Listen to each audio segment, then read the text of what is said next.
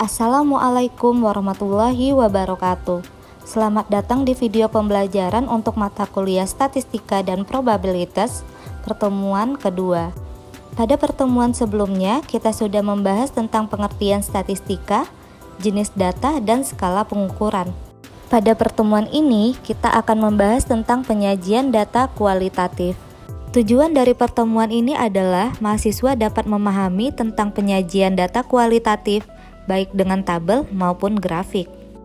Mari kita awali dengan mencari tahu apa sih pentingnya menyajikan data, kenapa kita perlu menyajikan data. Ada dua alasan mendasar yang perlu kita pahami. Pertama, agar informasi yang terkandung di dalam data tersebut mudah dipahami. Dan yang kedua, agar mudah mengenali pola sebaran dan keteraturan dari data tersebut. Mari kita perhatikan ilustrasi berikut. Ini adalah grafik tentang 10 negara dengan proyeksi pertumbuhan e-commerce tertinggi pada tahun 2024. Dengan melihat grafik ini, kita dapat dengan mudah mengetahui negara mana saja yang memiliki proyeksi pertumbuhan e-commerce tertinggi dan mana pula negara yang terendah. Pada pertemuan sebelumnya, saya sudah membahas tentang jenis data. Ada data kualitatif dan ada data kuantitatif.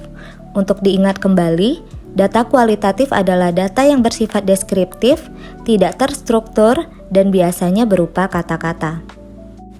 Penyajian untuk kedua jenis data tersebut tentu berbeda. Untuk data kualitatif, penyajian data berupa tabel dan grafik. Nah, untuk tabel, bisa menggunakan tabel baris kolom, kontingensi, dan frekuensi. Sedangkan untuk grafik, bisa menggunakan pie chart atau bar chart. Untuk yang pertama, mari kita bahas tentang tabel baris kolom. Tabel baris kolom merupakan tabel sederhana di mana setiap data ditampilkan apa adanya. Seperti contoh, tabel jumlah siswa berdasarkan jenis kelamin. Terdapat dua variabel di situ, yakni variabel jenis kelamin dan jumlah. Berikutnya ada tabel kontingensi, yakni tabel baris dan kolom yang memiliki karakteristik tersendiri, yaitu menyajikan data dengan dua faktor atau dua variabel. Contoh tabel kontingensi adalah sebagai berikut. Ini adalah tabel siswa berdasarkan jenis buku yang disukainya dan jenjang sekolah. Faktor satunya adalah jenis buku, sedangkan faktor duanya adalah jenjang sekolah. Terakhir ada tabel frekuensi. Tabel frekuensi adalah suatu tabel yang memuat satu kolom bernama frekuensi, di mana frekuensi adalah jumlah kemunculan dalam kumpulan data.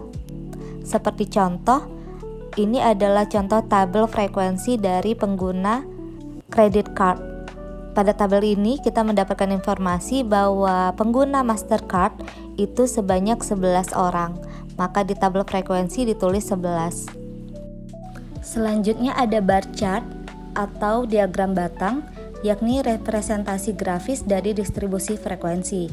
Grafik batang terdiri dari persegi panjang dengan lebar yang sama, di mana grafik ini sangat sesuai digunakan untuk tujuan membandingkan antar kategori. Yang terakhir ada pie chart atau diagram lingkaran. Luas juring atau slice size pada pie chart menyatakan frekuensi atau persentase tiap kategori. Contoh yang saya sajikan adalah infografis dari utang pemerintah pada tahun 2023, di mana kontribusi terbanyak ada pada SBN domestik yakni 71,31%, lalu disusul dengan SBN falas yakni 16,85% dan yang paling kecil adalah pinjaman dalam negeri yakni 0,42%. Nah, bagaimana teman-teman? Apakah penjelasannya dapat dipahami? Jika masih ada pertanyaan, silahkan tuliskan di kolom komentar ya. Sekian pembelajaran kita untuk materi penyajian data kualitatif.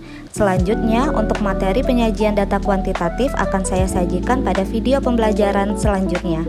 Terima kasih atas perhatiannya. Saya akhiri dengan Assalamualaikum warahmatullahi wabarakatuh.